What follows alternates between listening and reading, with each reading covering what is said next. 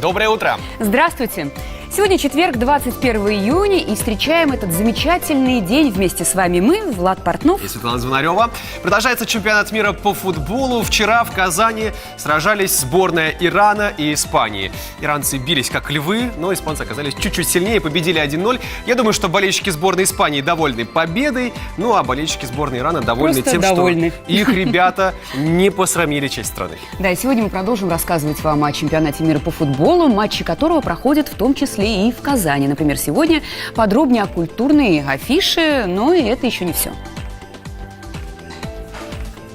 Чем удивит новое набережное озеро Кабан?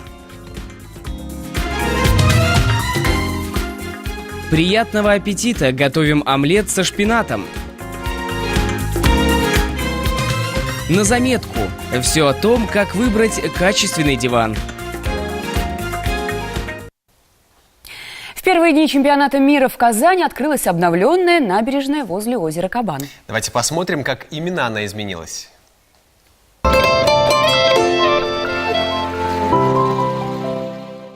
Забор убран, ремонт окончен, уникальный городской природный заповедник не тронут. Горожане и гости столицы Татарстана уже гуляют по новой набережной возле озера Кабан в самом сердце Казани. Проект разрабатывали совместно китайские и российские архитекторы. Теперь здесь создана деревянная терраса на сваях, а в углу, где были коллекционный сток, разместился растительный уголок с отсыпкой из цветных щепок. Еще более сложную и кропотливую работу проделали под водой, очищали долго и упорно. Зато теперь каждый желающий может насладиться красотой природы и отдохнуть с семьей. Меня зовут Тимофей, и мы крутим воду. Все очень понравилось. Креативно. Вот. Ну и день сегодня первый солнечный, да? Мне, в принципе, все хорошо. И даже воздух хороший. Мы сами просто местные, мы тут вышли погулять. Я раньше здесь жил неподалеку, а сейчас очень удивлен. Я давно тут не был. И вот приехал прям. Очень красиво, прям очень впечатляет. Прогулку по набережной сопровождает подборка хитов татарской эстрады, которая звучит в каждой из 8 музыкальных зон.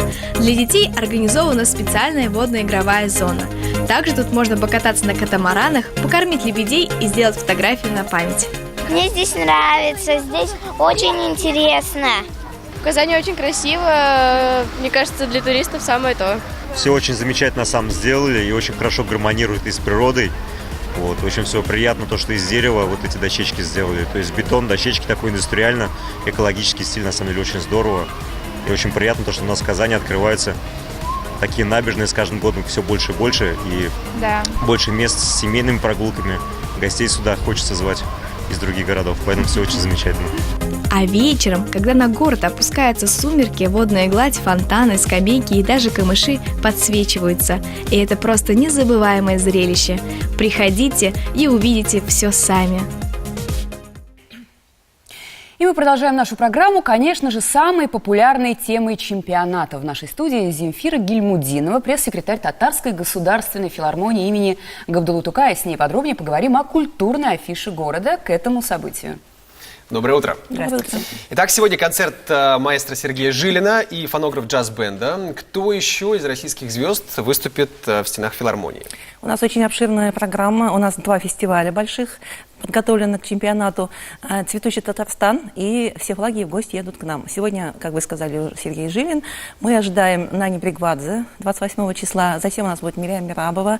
У нас еще будет Хибла Гезмава. У нас такие вот имена звездные, очень известные не только в России, но и по всему миру. Выступит еще с нашим оркестром под управлением Анатолия Шутикова выступит мастера русской песни, да, и потом наш джаз-оркестр тоже выступит со солистами приглашенными. У нас очень большая программа и очень большое количество татарстанских вот солистов. хотелось бы поговорить о наших музыкантах.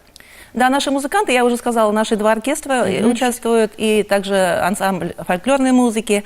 И сегодня мы начинаем такую неделю благотворительных концертов. Еще у нас очень большая программа подготовлена.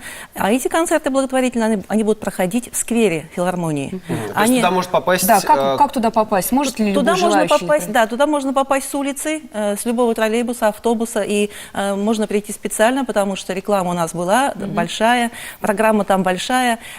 бесплатные. Бесплатные концерты, конечно, и, понятно, что на сквере, но там будет стоять благотворительный ящик. Да, и адресно мы оказываем помощь за эти 6 концертов 11 детям. Там есть больные ДЦП, есть, где требуется операция на сердце маленькому ребенку. И поэтому вот каждый может пожертвовать какой-то суммой. И никто никого ничему не обязывает, но урна стоит, если у кого-то есть желание, он может туда внести свою материальную лепту. Вот так. Вот такие концерты. Мы надеемся, что помощь действительно будет достаточно серьезной и поможет детям. Фестиваль «Все флаги в гости едут к нам». Давайте поподробнее про него расскажем. Да, сразу же что-то спортивное звучит в названии уже. Да, на этом фестивале уже выступил прославленный коллектив «Кжель». У нас 15 числа мы открывали. То есть все приглашенные коллективы, которые работают без наших коллективов, они собраны под фестивалем «Все флаги в гости едут к нам». Фестиваль «Цветущий Татарстан», следующий фестиваль, там участвуют так или иначе наши коллективы все. Вот в этом их различие.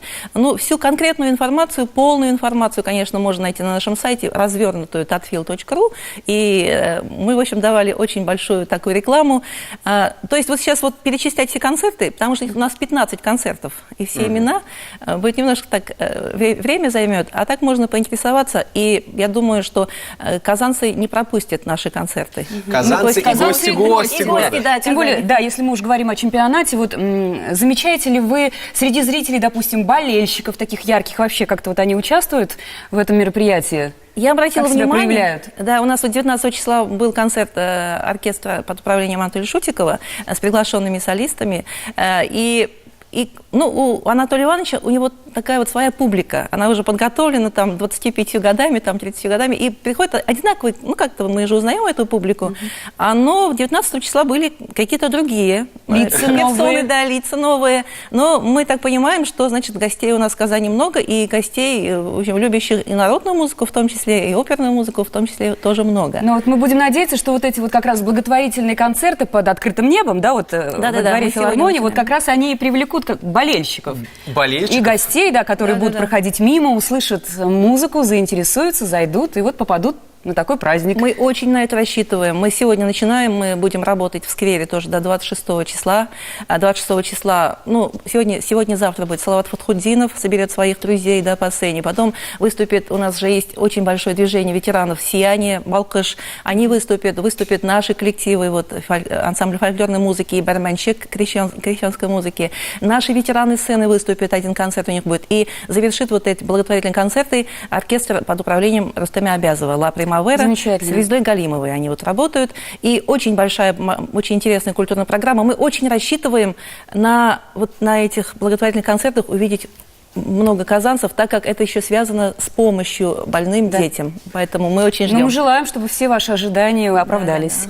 И чтобы как можно больше людей приняла участие в этом и пристрастилась к замечательной культуре, к высокой культуре. Спасибо большое, хорошего дня, удачной реализации всех проектов. Мы продолжим нашу программу совсем скоро, буквально через минутку. Реклама и продолжим.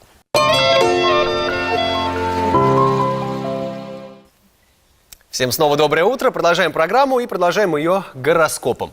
Итак, овны, если сегодня что-то не получается, не расстраивайтесь, просто отложите это дело до завтра. А сегодня отдохните и получите от этого удовольствие. Тельцы, сегодня вам нужно время, чтобы настроиться на работу. И не делайте ничего в полсилы, а то вам это вылезет боком.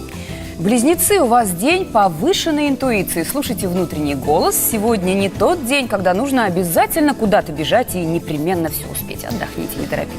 Ракам придется столкнуться с такой ситуацией, в которой все не так, как кажется на первый взгляд. Проверяйте все факты и не верьте глазам своим. Лев, весь день вам придется заниматься самоконтролем, дабы не потерять контроль над происходящими событиями. Возможно, сегодня вам будет хотеться того, не знаю чего. Это, наверное, к девочкам львам. Да почему? Такое бывает. У мужчин тоже такое бывает. Да, бывает. Девы, вы почувствуете прилив энергии, причем прямо с утра. Используйте его по максимуму, подумайте о том, чего вам очень хотелось, и осуществите это.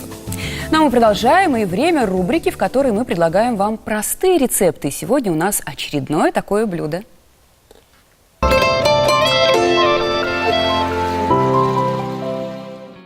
Для приготовления омлета со шпинатом вам понадобятся следующие ингредиенты. 125 граммов сыра фета, шампиньоны 300 граммов, листья шпината 250 граммов, 1 луковица, 4 яйца и еще белок 2 яиц дополнительно. Шпинат тщательно промойте холодной водой и варите 10 минут на слабом огне под плотной крышкой.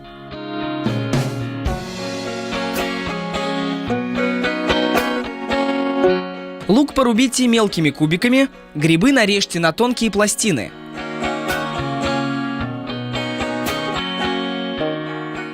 Лук обжарьте в небольшом количестве любого масла до размягчения. Добавить грибы. В отдельной миске взбить 4 яйца и белок 2 яиц. Слить воду, в которой варился шпинат. Листья тщательно отжать, чтобы избавиться от излишка влаги. Шпинат измельчить, смешать со взбитыми яйцами и хорошо перемешать.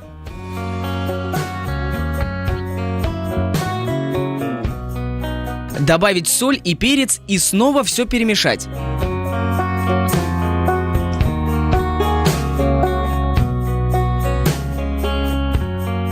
Полученную смесь вылить на обжаренные грибы.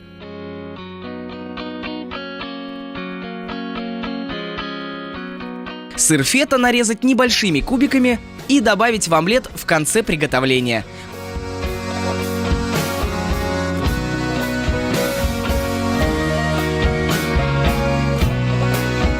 Приятного аппетита!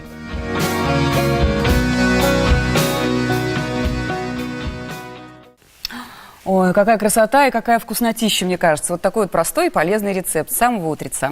Да, но у нас есть еще один полезный и, в общем, важный рецепт для каждого из нас. Да. Хотите прожить долго, тогда обязательно женитесь или выходите замуж. К такому выводу пришли ученые Килского университета из Великобритании. Значит, они провели 34 крупных исследования, которые были посвящены поиску связи между семейным положением и здоровьем. Мы пришли к выводу, что люди, никогда не вступавшие в брак, разведенные или вдовцы, чаще умирали от ишемической болезни сердца и инсульта. Этот факт ученые объяснили тем, что женатые люди раньше замечают проблемы со здоровьем и заблаговременно обращаются к врачам, лучше соблюдают режим приема лекарств, а также у них более крепкие социальные связи. Ну а что еще важно для семьи? Мне кажется, 2 фактора. Это хорошая кухня, потому что там люди Но вам бы лишь бы ужинают. поесть, мужчина. Ну да, после долгого рабочего Нам дня. готовить, а вам есть, да? Наконец-то встречаешь своего любимого и ужинаешь вместе с ним, а потом отправляешься смотреть киношку. Отдыхать. На уютный диванчик. Вот, кстати, про диваны прямо сейчас и поговорим.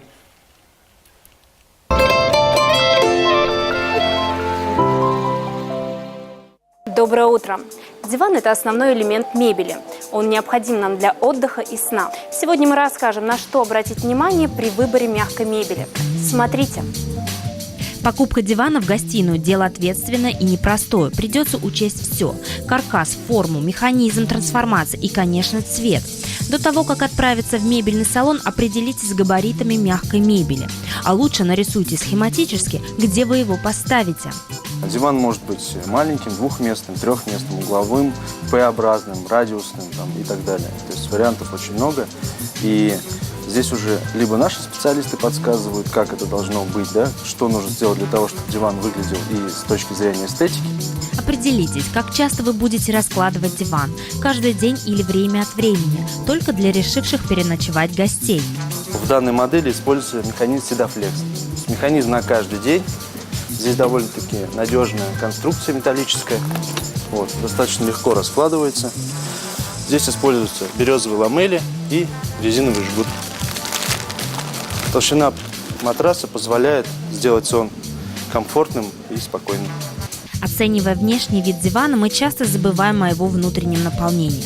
А между тем наполнитель задает мягкость и жесткость сидения. В конечном итоге от него зависит срок службы мебели. Используется наполнение нескольких типов, то есть по типу сэндвича. Поначалу идет первая линейка, это жесткий, очень плотный поролон, для того, чтобы принимал на себя всю нагрузку. Дальше идут слои помягче.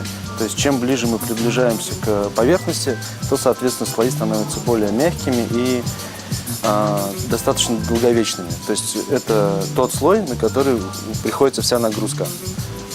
Зачастую это либо латекс, либо специальный поролон, HR называемой марки.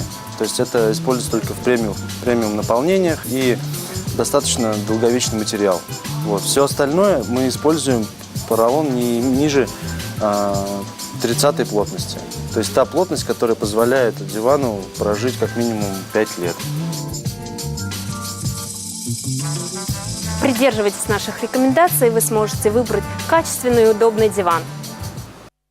Ну что ж, если диван – это градообразующее предприятие для большинства семей, Для дома, да. он важен и для мам, и для пап, и для детишек, то вот косметика важна исключительно для женщин. Да, и что стоит знать, отправляясь в магазин за косметикой, узнаем прямо сейчас.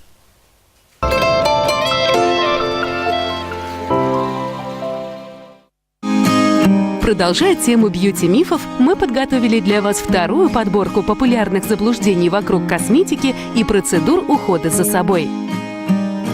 Миф первый. Дешевые и дорогие кремы отличаются только упаковкой. Конечно, не заметить разницу в упаковках кремов сегментов масс-маркет и люкс может только слепой. Но думать, что это единственное отличие, ошибочно. У первой и второй категории кремов наверняка будет разная база и разное качество сырья. Миф второй. Известные компании выпускают только качественную и безвредную косметику. К сожалению, современные реалии таковы, что ни цена, ни бренд не смогут гарантировать вам защиту от аллергических реакций или некачественной партии продукта. Здесь есть два действия – тестировать продукт перед применением и читать отзывы. Миф третий. Майонез – лучший кондиционер для волос. Состав современных майонезов оставляет желать лучшего. Если во времена молодости наших бабушек был дефицит хороших косметических средств, то продукты были в основном натурального происхождения. Сейчас же все изменилось с точностью да наоборот. Миф четвертый. Солнцезащитные кремы вызывают рак кожи. Научных аргументов в этом утверждении нет. Зато статистика говорит, что от 50 до 70% раковых заболеваний связаны с чрезмерным увлечением солнцем. Миф пятый. Нужно пользоваться кремами только одной линии. Считается, что средства из одной линейки в рамках одного бренда дополняют и усиливают действия друг друга за счет компонентного состава. Однако, исходя из индивидуальных потребностей вашей кожи, вам может подходить лосьон из коллекции одной марки, а гель для умывания от другого бренда. Миф шестой. Кремами можно убрать растяжки. К сожалению, ни одно косметическое средство не поможет вам полностью убрать растяжки. Миф седьмой. Ночной крем надо наносить перед сном. На самом деле, для того, чтобы средство нормально впиталось и было эффективным, его надо наносить примерно за 2 часа до сна. Миф восьмой. Косметика для всех типов. Что же это за средства такие, которые можно с успехом применять как для жирной, так и для тонкой сухой кожи? Либо эти средства вообще неэффективны, либо это обыкновенный маркетинговый ход. В любом из случаев стоит задуматься перед покупкой такой косметики.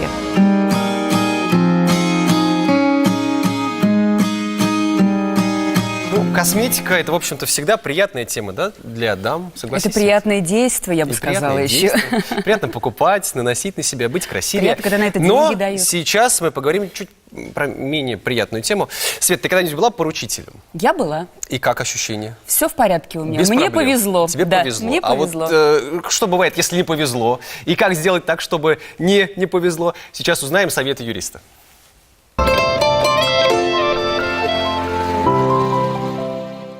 Здравствуйте, Руслан Эмильевич. Здравствуйте. Для получения кредита нам нужны поручители. Многие относятся к этому статусу довольно легкомысленно, но я предполагаю, что зря. Да, совершенно верно. К данному статусу нужно относиться очень ответственно, так как, являясь поручителем, вы также являетесь созаемщиком. И в случае, если первоначальный заемщик не будет исполнять свои обязательства перед кредитором, то отвечать за долги предстоит вам. Можно ли отказаться от этого статуса? Заставить стать поручителем по закону нельзя. Данное волеизъявление носит добровольный характер. Но если вы уже заключили договор поручительства, вы можете его оспорить через суд. Одним из оснований будет являться, например, что вас ввели в заблуждение при составлении данного договора. Но это очень сложная задача, Поэтому подумайте, прежде чем заключать такого рода договор. Спасибо, Руслан Эмильевич. Пожелаем всем зрителям не попадаться в юридические ловушки.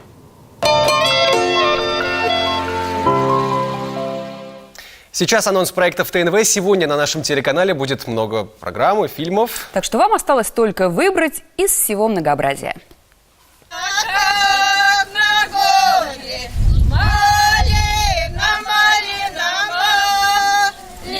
Первое воскресенье после Троицы мордовский народ отмечает праздник в честь хранителя леса медведя. А еще в этот день поют и танцуют от души. Балтай. Каравай сегодня в 13:00. Нет, пограничники так не поступают. Вот что, берите мой билет. Ну, берите. Так, возьмете оба чемодана, донесете? Нет, я так не могу. Вас же не пустят. Ну, прямиком на гауптвахту. Пограничник Павел и студентка медучилища Лиза поженились. Теперь он должен возвращаться к месту службы. Молодые уверены, что разлука будет недолгой, но утром начнется война. «Вторжение» – фильм по сценарию Станислава Говорухина. Смотрите сегодня в 21:00 на ТНВ.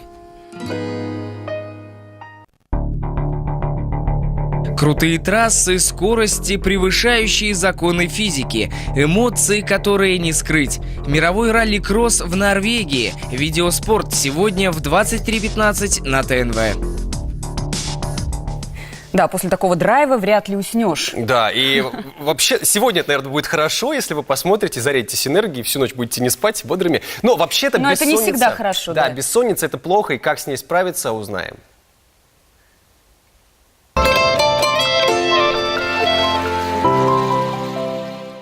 Вкусно и плотно поесть перед сном, погулять по клубам до утра или посмотреть телевизор часов до 3 ночи.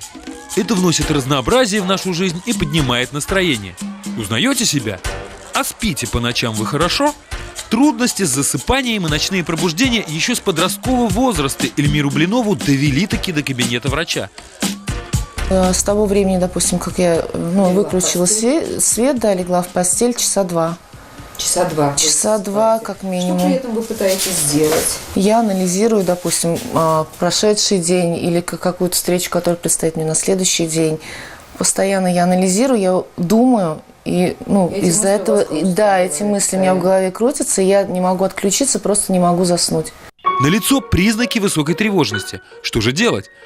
Обязательно должна быть проведена работа. Эта работа складывается из лекарственных препаратов, и из психотерапевтического воздействия для того, чтобы купировать вашу эту тревогу в течение дня. Да, можно просто принять таблетку от бессонницы. Но получим ли мы ожидаемый результат? Пациенты принимают препараты, как правило, которые относятся к группе бензодиазепинов. Они быстро привыкают к этим препаратам. Возникает зависимость от приема этих препаратов. Они вызывают тоже дневные не очень хорошие состояния, повышенной расслабленности в мышцах, низкой концентрации внимания и тоже, в общем, цепочку определенную зависимостей. Принимает корвалол или валкардин, такие препараты, которые отнюдь вообще не действуют ни на какое сердце и являются препаратами, содержащими лекарственное вещество фенобарбитал. В дальнейшем это может грозить нарушением памяти. Пить лекарства до потери памяти, пожалуй, не стоит. Тогда, может, молочка с медом или прогулка перед сном, а кому-то теплая ароматизированная ванна поможет. Нужно соблюдать гигиену сна. Последние 2 часа перед сном не находиться при ярком свете, не смотреть телевизор и не сидеть за компьютером, потому что это как раз яркий свет. Глаза – это часть мозга, идет воздействие на мозг непосредственное. Если вы так мягко вошли в сон, то вы также мягко из него и выйдете, потому что, в общем-то, волновая природа такая. Если вы мягко заснули, вы мягко проснетесь. Наверное, все же необходимо заранее готовиться ко сну и ложиться до 12 ночи. Взгляните на таблицу ценности сна. Поспав часок в 7 вечера, вы почти выспитесь. А ложась в 21 час и поспав до 11, наберете целых 9 часов. А в 2 ночи можно и не ложиться. Организм все равно не отдохнет. Так что идеально отходить ко сну в 10 вечера и вставать не позже 6 утра. А вообще нужно всего лишь отпустить страх перед бессонницей и позволить себе сладко заснуть. Я вспомнил еще одну бессонную ночь, которая была у всех позавчера.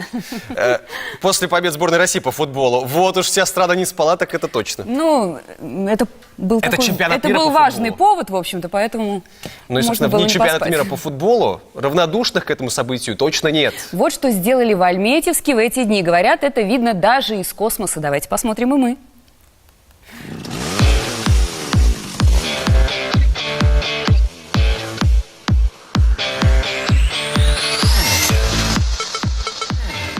Вот оно что, Красота. выстрелили. Футбольный мяч. Интересно, можно ли его пнуть?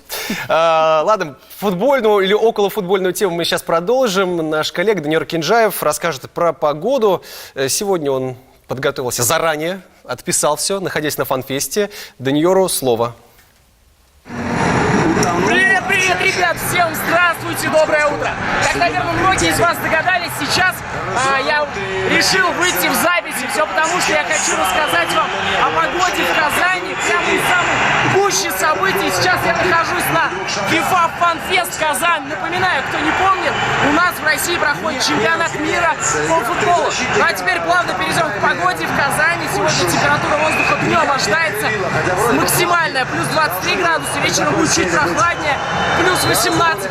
От себя лично я хочу порекомендовать обязательно посетить это место, потому что здесь очень и очень круто, друзья. Всем отличного настроения, грейте себя и своих близких. Пока-пока. Даниил, как всегда, в гуще событий. Да, сейчас вас ждет небольшой блок рекламной информации. Дальше вы узнаете, что стоит знать родителям о половом воспитании детей. А еще розыгрыш у нас состоится. Сейчас реклама, и мы продолжим.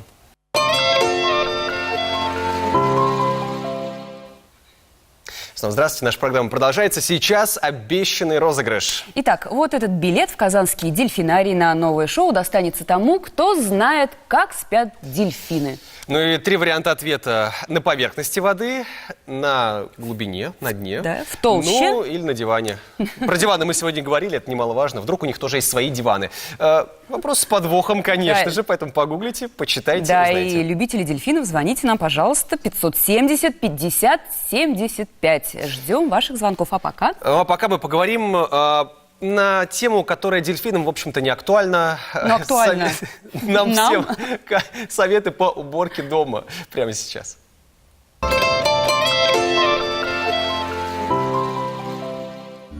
Для того, чтобы поддерживать в доме чистоту и порядок, приходится регулярно проводить уборку. В нашем видео мы поделимся с вами маленькими хитростями, которые помогут облегчить это малоприятное занятие. При влажной уборке пыли и мытье полов добавьте в воду немного кондиционера для белья.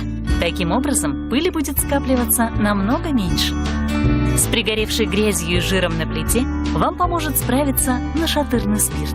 Положите решетку в пакет и налейте в него 2-3 столовые ложки нашатырного спирта. Спустя несколько часов промойте решетку. Для того, чтобы в процессе уборки на окнах и зеркалах не остались некрасивые разводы, хорошенько протрите поверхность газетой. Стекла вновь будут блестеть чистотой. Для удаления грязи и разводов на кранах совершенно не обязательно покупать дорогостоящие химические средства. Долька лимона справится с этой задачей прекрасно. А еще это экологично и безопасно. Микроволновку нужно мыть регулярно, чтобы в ней не накапливались неприятные запахи, и делать это проще, чем кажется. Добавьте в емкость с водой немного уксуса и поставьте разогреваться на 8 минут, для того, чтобы вода испарилась. Затем протрите микроволновку изнутри. Все загрязнения очистятся с легкостью. Чтобы наполнить дом приятным ароматом, а не запахом чистящих средств, несколько капель ванильной эссенции поставьте на 10 минут в разогретую духовку. Все неприятные запахи исчезнут, а дом наполнится теплом и уютом. Пользуйтесь нашими советами. Отличный совет, спасибо большое. Ну и сейчас мы будем разбираться с дельфинами, а точнее узнаем, где же они спят все-таки. Доброе утро, как вас зовут? Доброе утро. Ирина. Еще раз? Доброе утро, меня зовут Ирина. Ирина. Ирина, да. Ирина – любитель зоологии, видимо. Где спят дельфины? Говорите. Дельфины спят на поверхности. На поверхности? Не на дне, да? И не на диване. И не на диване. Нет, не на диване. Да, конечно. Вот, Ирина, интересно, откуда вы это знаете? Честно, если вы прогуглили, мы как бы все равно отдаем. Билет все равно уже ваш. Любитель дельфинария, мы с детьми ходили и видели дельфинов. Там, конечно, и рассказывали нам очень в дельфинарии интересно. То есть много фактов я знаю. Смотрите, как полезно посещать дельфинарий. Да, можно тогда выиграть билет. Снова узнаете что-нибудь для себя полезное и интересное. Ну и для всех, кто увидит спящего дельфина где-то на поверхности воды, все нормально, он жив. Он просто спит. Прислушайтесь, возможно, То есть даже, у него нет бессонницы, возможно, он здоровый дельфин. Возможно, даже храпит. Сейчас полезный сюжет для всех, у кого есть дети, особенно маленькие. Что стоит знать родителям о половом воспитании детей?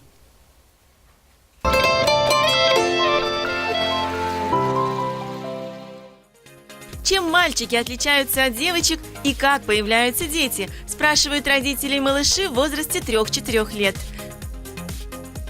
Когда Тимуру было 3 года, он тоже спрашивал о том, как появился на свет. Тогда он выдумал историю о своем рождении и рассказал ее папе.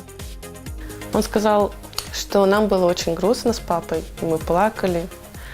И он на небе жил, посмотрел с неба на нас, что нам очень грустно, и решил, что он пойдет к нам, поживет с нами. Папа вышел на улицу, взяв одеялко детское, поймал его и принес к нам домой. И сейчас он поживет с нами, чтобы нам не было грустно. А когда Тимуру исполнилось 5 лет, он снова стал спрашивать маму, откуда появляются дети. В помощь маме пришла энциклопедия для детей, в которой понятно, с картинками, рассказывается о том, как развивается ребенок в животе у мамы. У мамы в животике было семечко от папы, оно росло, и вот вырос он, потом из животика его достали, и вот он до сих пор еще с нами растет.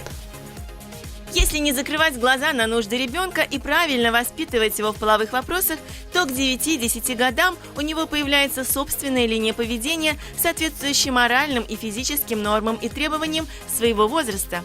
Эта линия полового поведения проявляется в выборе игр девочками или мальчиками, в характере общения с противоположным полом, в манере поведения ребенка. Психологи и педагоги уверяют, если половым воспитанием ребенка не займетесь вы, родители, те, кому он доверяет и верит, то это сделают посторонние люди или улица, и тогда правильность восприятия этого важного вопроса может быть искажена. Продолжим эту очень важную тему с Мариной Белоусовой, доцентом Казанской государственной медицинской академии, психотерапевтом. Доброе утро. Доброе утро, здравствуйте. Марина Владимировна, вот когда у детей возникает первый интерес к противоположному полу и как он проявляется? Считается, что первая полуролевая проверка, как мы ее называем, или примерка, возникает в возрасте около 3 лет. И, конечно, в этом случае важен не только интерес к сексуальной стороне дела, но и понимание того, к кому же я себя отношу? Я мальчик, как папа, или я девочка, как мама? Если я мальчик, как папа, значит, я должен быть сильным, я должен быть защитником, я должен носить какие-то вещи, которые свойственны моему папе, трубку или часы. Если я как мама, значит, я должна попробовать намазать губы помадой. Обязательно. Все мы через это проходили. Примерить ее платье, узнать, кому достанутся драгоценности. Каблуки, я помню. Конечно. И в этот момент вот как раз от родителей очень много зависит. Остановятся ли они на внешнем фасаде полуролевого воспитания, или они пойдут дальше. Ведь девочка – это не только намазанные губы. Девочка – это помощница. Хозяйство. Мужчина – это не только человек, который носит пистолет, автомат, как думают маленькие мальчики. Это же прежде всего защитник. Это человек, от которого мы чувствуем внутреннюю силу и к которой мы так тянемся. И вот уже в 3 года ребенок в состоянии понять, что мужчина и женщина – это на самом деле очень интересное состояние, к которому стоит стремиться не только внешне, украшая себя. Ну вот говоря о половом воспитании, я понимаю, что есть несколько этапов, несколько несколько возрастов, когда с ребенком нужно говорить на тему полов. Совершенно 3 правильно. года, там, в 7 лет, в 15 лет. Когда начинать? Да, когда нужно начинать, Когда вообще с чего начинать? Если мы говорим про роль мальчика или девочки, то начинать надо тогда, когда ребенок научается говорить. Если это девочка, мы ей говорим о том, что помоги мне, пожалуйста, вот тебе веничек, Ты вот же тебе девочка. Да, конечно. Позаботься о папе, он пришел, он устал, у него болит голова. Давай немножечко поможем бабушке, она тоже утомилась. Давай, сынок, мы сходим с тобой вместе в магазин и понесем тяжелые сумки, потому что мама наша устала, и она достойна какого-то вот уважения, и понимания, и принятия, и помощи. Вот такая форма общения, она начинается как можно раньше. Если мы говорим об этапе сексуального воспитания, то этот вопрос, который чаще всего тревожит родителей, потому что они хотят дать детали, некие детали. Подождите. Но ведь еще в садике возникают моменты, когда мне нравится эта девочка, мне нравится этот мальчик. Как объяснить, что... Еще рано? Нет, почему рано? В общем-то, я не знаю. Вот в 5-6 лет как говорить с ребенком на тему красивой девочки или красивого мальчика? Слушать и радоваться, что ребенку нравятся красивые девочки, красивые мальчики. То есть И мальчикам уточнять- нравятся красивые девочки, а девочкам нравятся мальчики. И уточнять совершенно верно, почему нравится эта девочка. Да, она красивая, смотри, какое у нее всегда опрятное платье. Смотри, как она вежливо здоровается, смотри, как она интересно играет, смотри, как она вот сегодня кому-то помогла. То есть мы все время расширяем от внешнего фокуса, вот того привлекательного аттрактора к неким душевным качествам, к поведенческим отношениям, чтобы вот это внешний фасад не застилал от нас той глубины, которую мы хотим видеть в дальнейшем Да, отношениях. мне кажется, это очень важное Да, а замечание. все-таки вот в отношении полового воспитания. Да, вот если дальше говорить- ребенок взрослеет. Да, не то, что взрослеет, а когда вот если он сам не спрашивает, а ведь, наверное, в детстве-то и спрашивает, мама, откуда я взялся, да, вот как-то... Спрашивают. Мы привыкли, да, в капусте, это понятно. Вот когда стоит говорить Современные дети знают о том, что есть такое слово «секс» уже в детском саду. Вот Другое так вот, дело, да? они хотят очень уточнить у родителей, что родители думают по этому поводу. И, наверное, Что такое секс, наверное, они вот так. Мама, что такое секс, папа? Вот. Совершенно верно. И Стоит когда ли родитель говорить, когда слышит стоит говорить правду? этот вопрос, родителю прежде всего надо уточнить, а что ты подразумеваешь под этим, а что ты уже знаешь на эту тему. Потому что иначе у ребенка может возникнуть ощущение, что ему хотят дать какие-то анатомические подробности, а он-то спрашивал про то, зачем вы меня родили? Зачем я вам понадобился? Понимаете? И вот тут чаще всего бывает такая накладка. Родители хотят говорить про анатомию, очень боятся этого этапа. А ребенок хочет услышать, ты родился от любви. Мы с папой так горячо любили друг друга и так на самом деле хотели, чтобы у нас появился маленький. Мы так ждали сыночка или дочку, и вот на наше счастье Нет, пришел ну это, ты. наверное, еще когда он маленький, вот действительно, да? А когда, Это вот, хотят когда с слышать ним в уже любом вот возрасте. говорить... Это я вам говорю совершенно Да? точно. За 20 лет работы это слова, которые слышат люди и хотят их слышать и в 7, и в 13, и в 80. Потому что то, зачем мы пришли в этот мир, на самом деле базируется исходя из того, а ради чего вы меня родили. И этот вопрос, он все время будет транслироваться и в подростковом возрасте. Зачем я вам нужен? Зачем я сюда пришел? Вы меня любите? Вот такая ипостась любви, еще раз, она все время звучит в вопросах наших детей. Мы думаем, что они про секс. Но на самом деле про то, зачем я вам нужен. Скажите мне еще раз, что я родился от любви. И для того, чтобы почувствовать всю радость мира, я пришел в этот... Поговорим и про подростковый период, сложный, важный. Есть такое мнение, на мой взгляд, это темное мнение. Неосведомленность сохраняет чистоту. Развеете этот миф или подтвердите Да, его? чем позже узнает, тем лучше. Дольше сохранится, скажем так. Я уверена, что дети все узнают достаточно рано, потому что мы живем не в закрытом, изолированном мире. Мы живем в мире картинок, в мире непонятных звуков, аннотаций, в мире вырезок из фильмов вполне определенного характера. И дети выстраивают свое понимание сексуальности, исходя из этих сюжетов. Самая важная, самая главная задача родителя, если он хочет сохранить вот этот внутренний авторитет и доверие ребенка, дать некое свое понимание любви, сексуальности, не убрав вот этот сакральный смысл, не сведя все к каким-то физиологическим актам, а дав им понятие того, что внутри этого единения лежит всегда некая большая сила, которая ведет нас всю жизнь. Вот если у родителей есть такие слова, если он сам в это верит, ведь что греха таить, некоторые родители действительно думают, ну там было что-то, вот потом ты родился, я тебе расскажу механизм, но нужно не это. Дети хотят, и дети должны понимать вот ту основу любви, которая транслируется в их семьях. То есть если родители верующие люди, они могут сказать, что ты пришел в этот мир, да, потому что была любовь и была благодать Божья. Если родители атеисты, они могут сказать все то же самое, но дать ребенку убежденное, да, что ты наша радость. Нет, ну и главное, что родителям нужно помнить, что если не они это сделают, то это сделает абсолютно кто-то другой, и, возможно, да, совсем в другом неприглядном виде. Переведя все это вот в механистичную точку зрения, хотя на самом деле вот именно такое недоверчивое, невежественное, наплевательское отношение к очень важным вещам, к смерти, к любви, к продолжению рода, ведут к тому, что многие дети в нашем государстве, в нашем мире современном, скажем больше, уходят в такое невротическое состояние и неверия, и депрессии, и суицидов. То есть лучше не замалчивать, лучше говорить об этом. Совершенно и говорить подготовленно, правильно и грамотно. Да, и вот все-таки школа или родители? Вот чья мы это хотим ипостась, делегировать кто эти это полномочия? должен? Где-то в каких-то странах есть уроки Потому что сексуального многие воспитания. хотят от себя как-то вот этот вопрос щекотливый какой-то, Да, деликатный. вы правы. Не показывай на меня. Многие даже приводят к психологу со словами «расскажите ему, пожалуйста, вы сами». Вот и третий Как? вариант появился. Кто в итоге? Я убеждена, что это еще один момент, который сплотит семью, который даст возможности семье стать чем-то цельным, потому что ценности, которые мы берем от родителей, мы потом отдадим своим детям. Но для этого родители должны понимать, а что для меня секс, а что для меня половое воспитание, а что для меня вот та семья, которую я создал. И вот мои ценности я буду транслировать своему ребенку. Поэтому я убеждена, что это должны делать родители. Родители. Спасибо большое, Марина Владимировна, за полезные советы. Мы запоминаем, уважаемые родители, любовь, разум и уважение к своим детям. Вот что важно. Сейчас небольшой анонс событий, которые происходят в Казани, от Камилы Хакимуллиной. Внимание.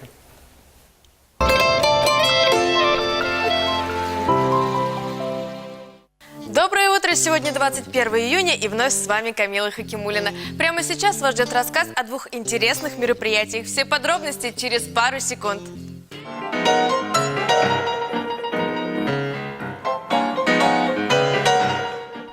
Сергей Жирин и фонограф «Джаз-бенд» в Казани. Проект давно зарекомендовал себя как уникальное содружество профессионалов, способных играть почти во всех направлениях. И новая программа «Let It Beatles» – яркое тому подтверждение. Не пропустите! Международная цирковая программа «Слоны и тигры», гигантские императорские слоны и величественные тигры, экзотическое шоу с аллигаторами, удавами, анакондами и питонами, настоящее сафари-шоу, бизоны, зебры, кенгуру и, конечно же, страусы. Незабываемые впечатления подарит один из самых известных иллюзионных аттракционов под руководством Марии Кох-Кукес.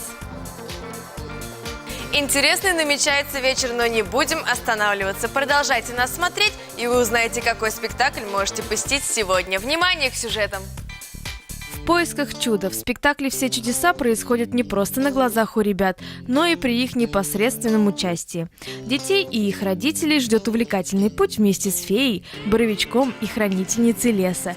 Из всего многообразия казанских событий мы выбираем лучшие. Смотрите нашу рубрику каждое утро. Пока-пока! Пока, Камила, спасибо большое за твои рекомендации. Ну а пока мы продолжим астропрогноз в завершении нашей программы. Весы. Вы будете в центре внимания как коллег, так и родных людей. Пользуйтесь случаем, решайте важные вопросы. Скорпионы, сегодня не бегите за советом друзьям. Вы сами должны принять решение и возложить на себя ответственность за это. Стрелец. Неподходящий день для любых покупок. Они могут вас разочаровать. Сегодня вы вполне можете сделать из мухи слона, чем навредите себе. Козероги, не отказывайтесь сегодня от спонтанного приглашения в гости, а также не теряйте головы при виде противоположного пола и не отталкивайте людей, обратившихся к вам за советом. Водолеи, вы можете получить предложение, которого долго ждали. Но также могут быть обстоятельства, которые разрушат ваши планы. Рыбы, вы чувствуете себя хозяином своей судьбы и благодаря этому найдете правильное решение для разрешения давно гнетущего вас вопроса. Это все, что мы успели вам рассказать сегодня, ну а вот что вы увидите завтра.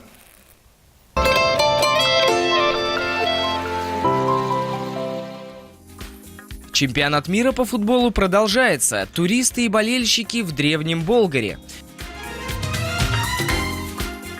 Приятного аппетита! Готовим просто и вкусно! В кино обзор премьер на выходные. Итак, это и многое другое завтра в 8:10 на ТНВ. Ну а сегодня с вами были и надеемся, что насытили вас полезными советами. Светлана Звонарева. Влад Портнов. Этим же составом завтра встретимся в 8:10 на ТНВ. А сегодня хорошего продолжения дня. Пока-пока. Удачи.